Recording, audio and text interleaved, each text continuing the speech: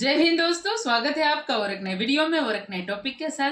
तो चलिए दोस्तों वीडियो स्टार्ट करते हैं। आशा करेंगे पसंद आएगा और पसंद आए तो लाइक और शेयर जरूर से कर दीजिएगा और चैनल पर पहली बार आए, सब्सक्राइब नहीं किया तो साथ में सब्सक्राइब भी कर दीजिएगा। चलिए स्टार्ट। पाकिस्तान की भूख मिटाने वाला आटा उनकी जान का दुश्मन बन गया है। आटा लेने के लिए पाकिस्तान के कराची में भीड़ आउट ऑफ कंट्रोल हो गई और आप जान के चौंक जाएंगे कि इस भीड़ में 12 लोगों ने अपनी जान भी गंवा दी है। भारत के वजीर आजम नरेंद्र मोदी ने एक पॉलिटिकल रैली में पाकिस्तान को फिर टारगेट किया है और कहा है कि देखो कि जो आतंक को सप्लाई करता था आज वो आटे के लिए तरस रहा है। हमारा एक पड़ोसी जो आतंक का सप्लायर था वो अब आटे की सप्लाई के लिए तरस रहा है। यहां के मतदाता बड़े समझदार हैं। मैंने तो किसी का नाम नहीं दिया लेकिन आपको बात पहुंच गई कि आज 2023 में पाकिस्तान में जो महंगाई की सिचुएशन है, इस सिचुएशन में इन्हें आटा चाहिए, बिजली चाहिए, पेट्रोल चाहिए या फिर कश्मीर चाहिए। कि यहाँ पे तो लोगों को होप नहीं है, वहां पे at least they have a hope. देखिए दुनिया के अंदर ये चीज बड़ी इंपॉर्टेंट समझी जाती है कि either the government is on a right track or a wrong track. Narendra Modi के टेन्योर के अंदर कहा जा रहा है कि 250 million people came out of multi dimensional poverty.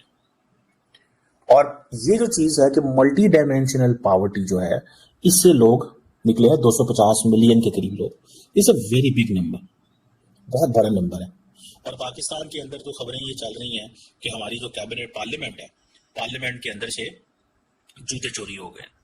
Although लोग नमाज पढ़ने के वक्त लोगों से सवाल पूछा जाता है।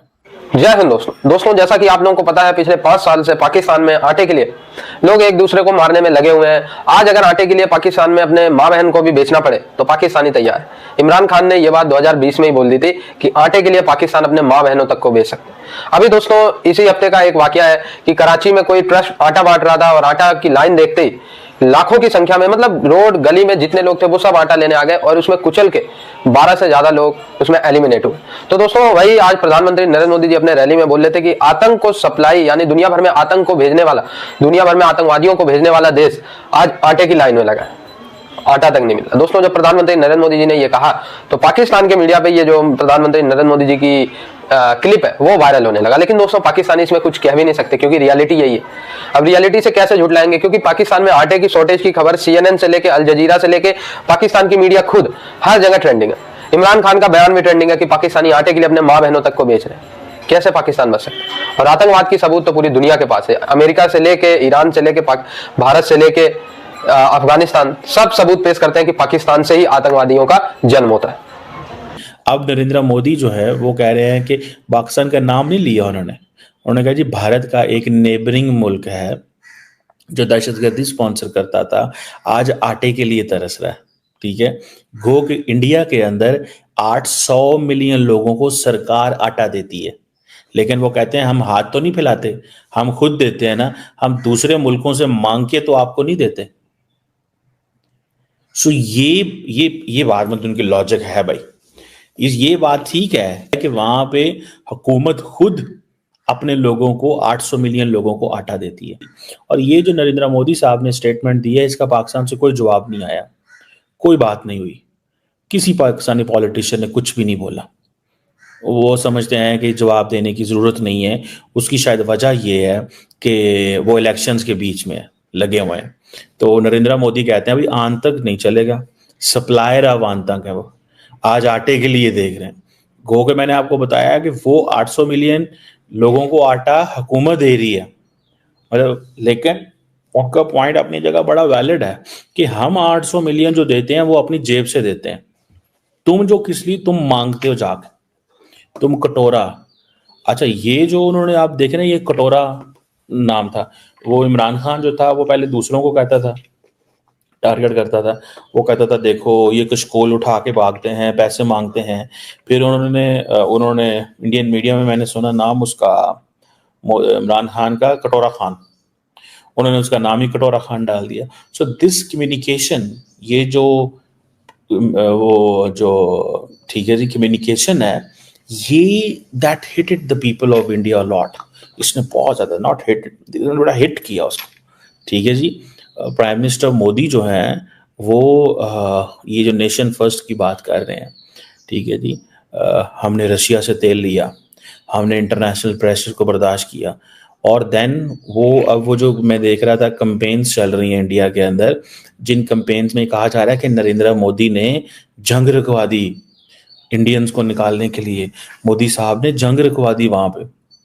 So his strategic communication is so powerful, pushed by the development work, pushed by that data, ठीक है।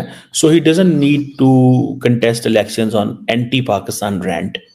इंडिया का मीडिया बड़ा हंसता है, कहते इतने जज्बे वाले हो, इतने आपके अंदर जज्बा ईमान है, इतना आपके पास एटम बम है, तो आप फलस्तीन के साथ खड़े क्यों नहीं होते? हो जाओ ना, जाओ जहाद करो इसराइल के खिलाफ। मैडम आपको भी पता है, मुझे भी पता है कि पाकिस्तान में बारियां कौन ले रहा है। पाकिस्तानी जो अवाम है, अगर मैं उसकी बात करूं तो पाकिस्तानी अवाम के अंदर आज भी इतना जज्बा है कि अगर वो 47 में टैंकों के नीचे बम बांध के लेट सकते थे, तो आज भी अगर हमें कोई लीड करने वाला मिले तो आज भी जो है जो पाकिस्तानी अवाम है अपने पेट के ऊपर पत्थर बांधेगी, पत्थर बांध के गुजारा। अवाम ही क्यों हर दफा सरवाइव करे, अवाम ही क्यों हर दफा स्ट्रगल करे, अवाम ही हर दफा क्यों कुर्बान हो? तो मैंने एक बात की थी आपसे, और वो मैंने ये बात की थी कि in 2024 Narendra Modi doesn't need Pakistan to win elections.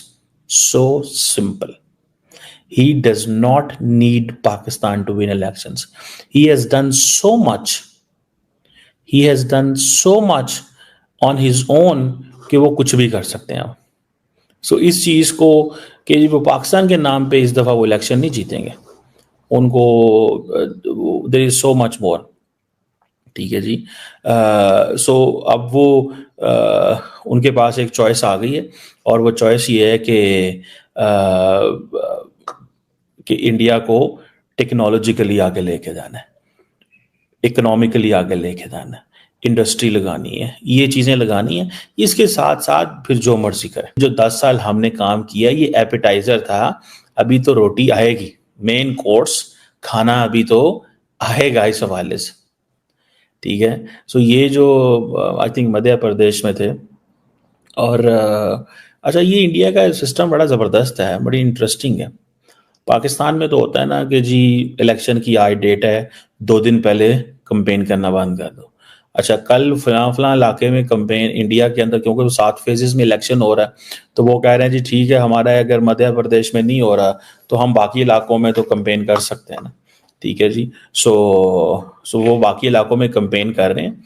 अब वो सारी बात है, वो जिधर जाते हैं वो कहते हैं भाई मैं तो हाईटेक वेपन्स बेच रहा हूँ, मैंने तो कल ब्रह्मोस फिलिपाइन को बेचा है। आपने तस्वीरें नहीं देखी, आपने तस्वीरें नहीं देखी कि हम ब्रह्मोस बेच रहे हैं? और वो देखिए, वो डिफेंस मिनिस्ट्री वाले इतने स्मार्ट हैं कि वो उसकी बकायदा तस्वीरें जारी करते हैं कि देखें जी ये जहाज में जा रहा है, ठीक है जी, ये जहाज में वो वेपन जा रहा है। अच्छा ये नॉर्मली तो दुनिया ऐसे नहीं करती प्रोजेक्शन, ठीक है, लेकिन कि जी हमारा डिफेंस इक्विपमेंट जा रहा है। अब ये जो ब्रह्मोस मिसाइल का जो फिलिपाइन को दिया गया है, ये $375 मिलियन की डील थी जो कि जनवरी 2022 में साइन हुई थी, और ये एक एंटी शिप वेरिएंट है अगेंस्ट चाइना। तो वो कह रहे हैं कि हम चाइना के अगेंस्ट जो ये ब्रह्मोस बेच रहे हैं उनको, वो उन्होंने।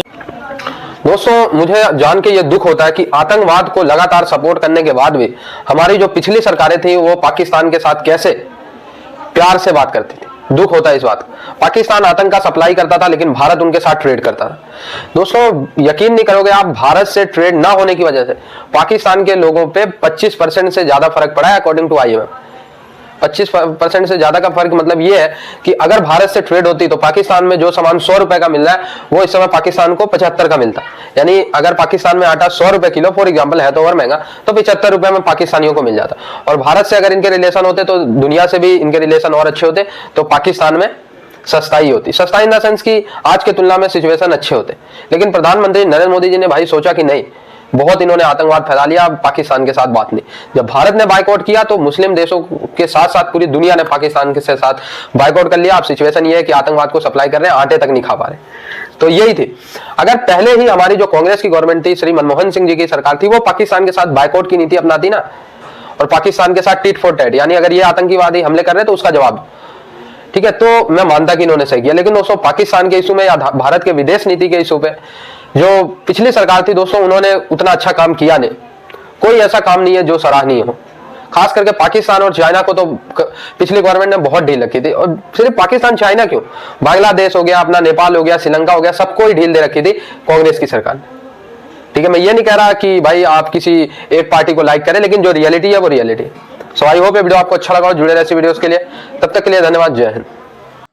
थैंक यू दोस्तों, वीडियो को यहाँ तक देखने के लिए। और तो वीडियो आपको कैसी लगी कमेंट में लिख कर जरूर बता दीजिएगा। फिलहाल आपसे विदाई ले रहे, मिलेंगे और अपने वीडियो में आपके साथ। टिल देन, जय हिंद, जय भारत।